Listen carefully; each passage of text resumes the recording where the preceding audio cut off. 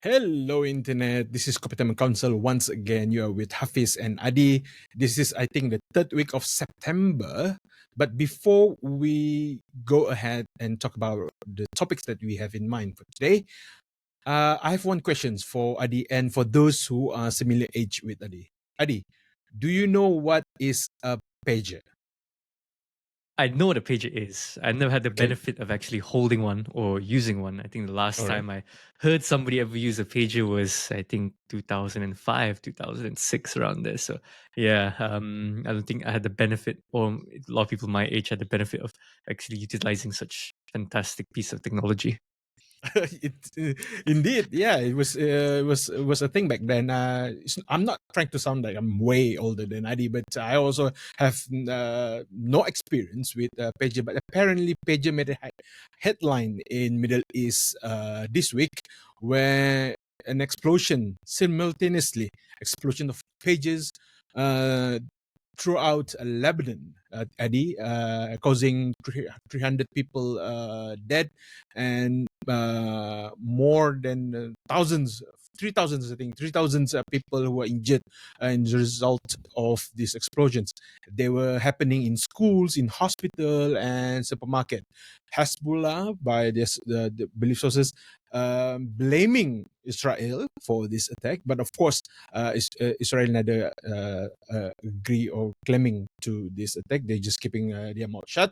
Of course, Mossad's behind this, accusing Hezbollah, accusing Mossad of doing this. And what's more interesting, Adi, is that this is the first time Israel doing such if you believe, but of course, it's an open secret, like who would do this to Hezbollah, right? So for the rest of this talk, we're just gonna assume that Israel did this, of course, with United States. But like I mentioned, what's more surprising about this tech is this is some sort of a new level of terrorism. And by definitions, if terrorism, this is the very thing that terrorism is. Like an attack to a mass, regardless who actually they target. Of course, they're targeting Hezbollah. Hezbollah members have these pages, but the fact that they were in schools, they were in hospital at the time, in this supermarket, so a lot of civilians were also becoming the collateral damage of this. And the maker of the pager, Golden Apollo, is a Taiwanese company, also reported a supplier to FBI. This was a document revealed in 2011. So there's a link there, but of course it's very weak link. Of course, correlation is not causation. The Taiwan is actually trying to sue the Israel for actually using their so-called brand. But of course, did this happen with their knowing or not? That remains to be seen. Of course, investigation must be carried out. And what also we know from the early reports that this pages was actually made from Taiwan, shipped out to Hungary, and then somewhat this is where the gray area where the Israel would come in and then infiltrate all these pages and put in some explosive ingredient in there, and then it can be controlled remotely by the Israel. So, what do you think about this? Is because this is a different level of warfare, isn't it? Different level of warfare, definitely, but not something that is new, because in the 1990s, Israel was responsible for sabotaging or even installing explosives into electronic devices. The prime example of this was the murder of one of Hamas's senior bomb makers. So he was given a telephone with at least 15 grams of explosive installed into it. So once it gave a ring, and once Israeli intelligence confirmed that this was an actual call, this was actually the person they were going after, they detonated the explosive remotely and killing the Hamas senior bomb maker. Now, this was the reason why Hezbollah and a lot of other organizations switched from to a low tech approach. Of course, the pager is not so high tech compared to the average smartphone, but it was an approach taken by Hezbollah leadership because they were paranoid that if they could sabotage phones, you can even monitor phones easily. I can very well sure that a lot of our phones are listening to our conversations, Haffiz, and your Yep. conversations as well, dear viewer. It's not a known, it's not a secret. It is a known fact that it's easy to wiretap anybody's electronic devices. But a pager is a different thing entirely, because the software is outdated, is quite dated. The hardware is also dated, so it is also not connected to a vastly larger network compared to a smartphone. So this was the reason why Hezbollah switched to pagers. And when this situation, when all these 3,000 pages that blew up. Now, what I've actually read also was that, of course, Golden Apollo was the named company, the Taiwanese company. But the president came out with a statement denying that this was not actually manufactured by them. This was it was actually under another company, only purchased that license for the name Golden Apollo, which was BAC Consulting, which you rightly put out was in Budapest, which is in Hungary. And I can see where the dots connect here, because this BAC Consulting, which may be a shell company, based in Budapest, in Hungary. And if you've known our episodes before, we've always linked Netanyahu's reach in European politics has to do with a lot of his allies in Central Europe. One of it is Viktor Orban, of the Prime Minister of Hungary, who was a very strong and key player and key ally to Benjamin Netanyahu. So it would be no surprise that Mossad was able to leverage on this, the Hungarian connections, to actually be able to produce pages or as a front in Budapest, and it'll be easier for it to be shipped out to Lebanon. And so this shows the level of sophistication that the Mossad network has, that they're able to intercept all of these international companies, set up their own international company, and to find out the right shipment of the time where it can ship the pages over to Hezbollah operatives. This is a very huge, large-scale logistic effort here, and they definitely knew whose trust they could gain in Hezbollah, because, of course, Hezbollah wouldn't be so willy-nilly with who they purchase pages from. They will need to be careful and vet over where they get their resources and supplies from. So this was something Mossad demonstrate once again why they are one of the most dangerous intelligence network in the world. That whole idiom of a Mossad agent can be in your living room and you wouldn't know, just kind of reinforces it. This mixture of this is kind of the espionage story that you would hear in movies. Infiltrating supply networks to install bombs into pages where you can remotely detonate it, because and then getting away with it. This is the stuff of fiction, almost, if you could say. And so with that said, because we do have people concerned saying, oh, if they can blow up pages, they can blow up your phones. No, I think we have to be a bit responsible here and say that no, it's only might be the possibility that there's a bomb in there if your phone actually went through any Israeli channel. So that is just, if you feel a bit more paranoid about that, maybe this can make you feel less paranoid about it. But the fact of the matter is that, no, they did not use some kind of device to overheat the battery of the pager, because most people would think, oh, they have some remote device that can automatically blow up your phone. No, these are pages that were intercepted or manufactured, and explosives were installed into them. And the fact that this was never caught on by Hezbollah shows how the intricacies of actually concealing the explosives just goes to show, like, once again, the expertise Mossad employs here. A very, very almost high-tech, very new age way of doing things that no one can detect.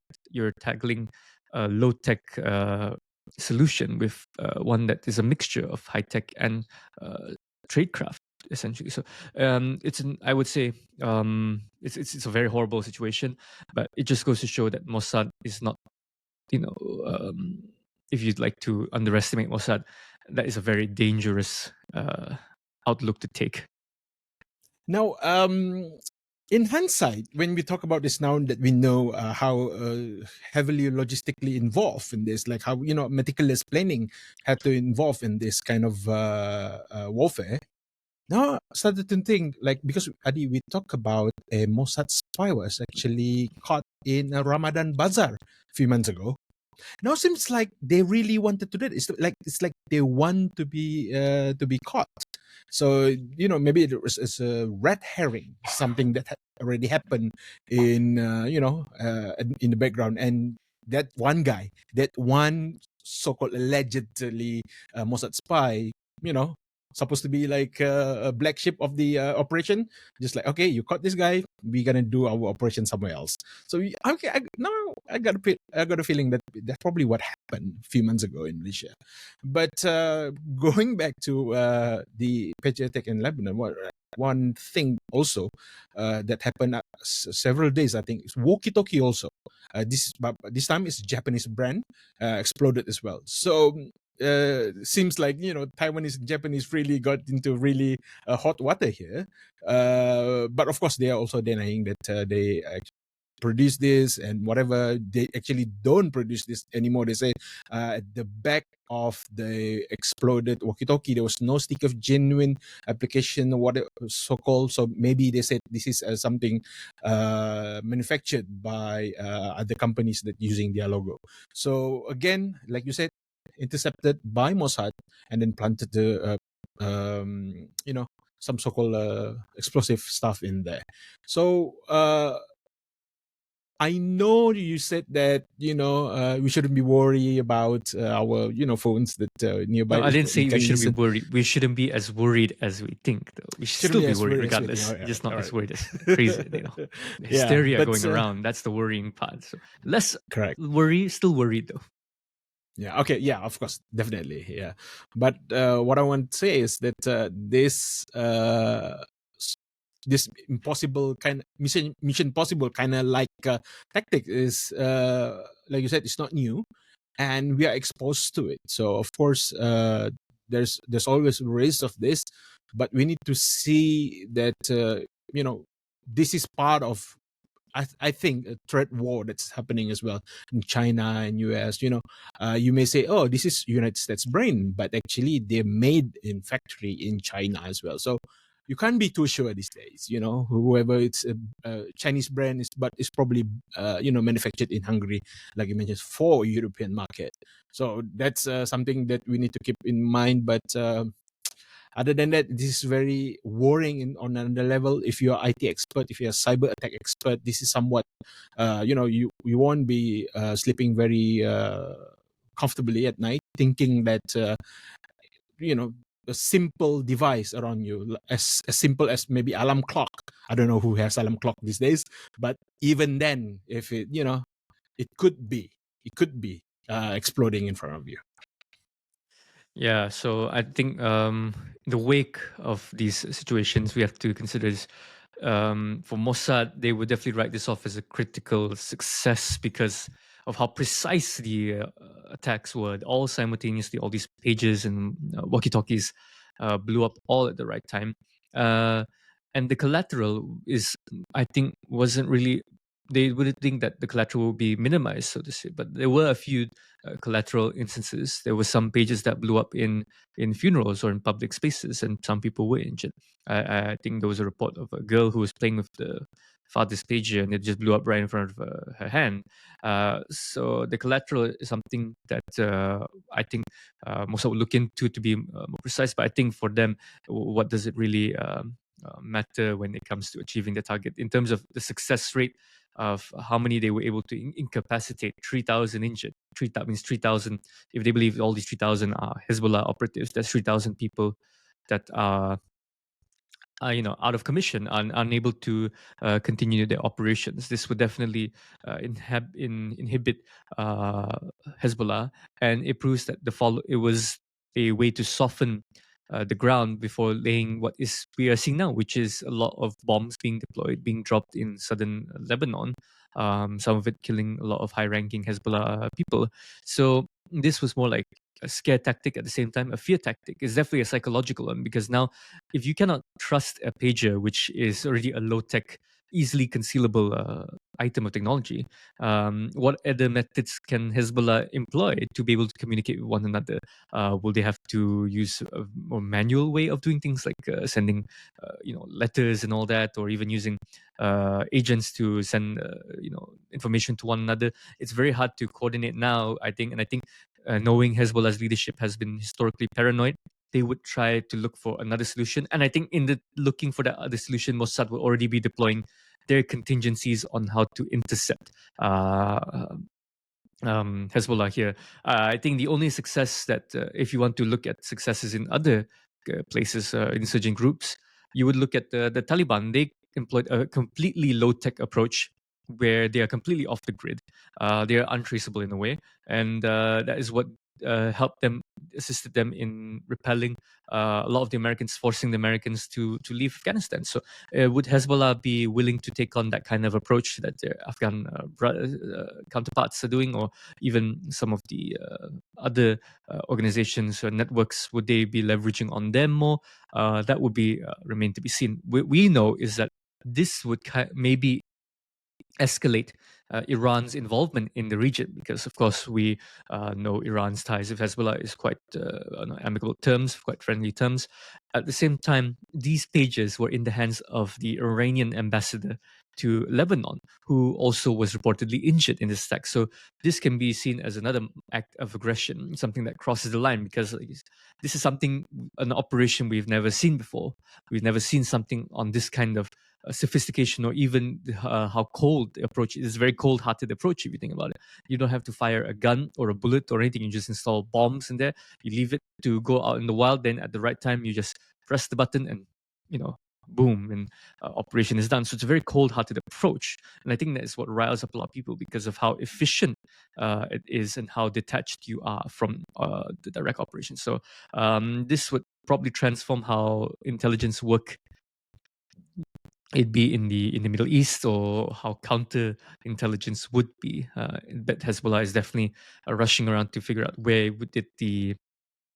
was the vulnerability, where was the hole in the bulkhead was that allowed their whole supply network to be compromised in such a way. So it's very troublesome, and it does reinforce a lot of Netanyahu's predispositions to initiate more focus, not away from Gaza and into the north, closer at the border of Lebanon. He just made a statement saying that we are going to do something about recapturing land and the homes of people in the north, which obviously is going to be in Lebanon. So we see also a shift in the theater of war, away from Gaza and all the way to the north. Only time will tell. Yeah, and another hint that probably pointing to Israel is that 2 weeks before this happened, American Lebanese University, I think, changed their page 2 weeks before this explosion. So it's also the timing. Yeah, of course, you may say this is coincidence, but again, the only university that changed before this, and everyone else is just never do anything. It's just apparently American Lebanese university was spared from this. So I think there's another hint that showing Israel is involved in this. I think that's it about this pager attack. Of course, we're gonna keep our eye on this development of this. There may be another attack again. Pager, walkie-talkie. What else? I don't know. Like Bluetooth headset, maybe next time. So this is something that we're gonna keep our eye on. And next topic, Adi, what would we be talking about? Well, I think it works adjacently, because we know Israel's number one ally is having its election soon. If any of you are kind of aware, there was a debate about this last week, or 2 weeks ago, as the time of this episode. So that can give you an idea what we're going to be talking about next. So stay tuned for that. U.S. presidential debates coming up right next.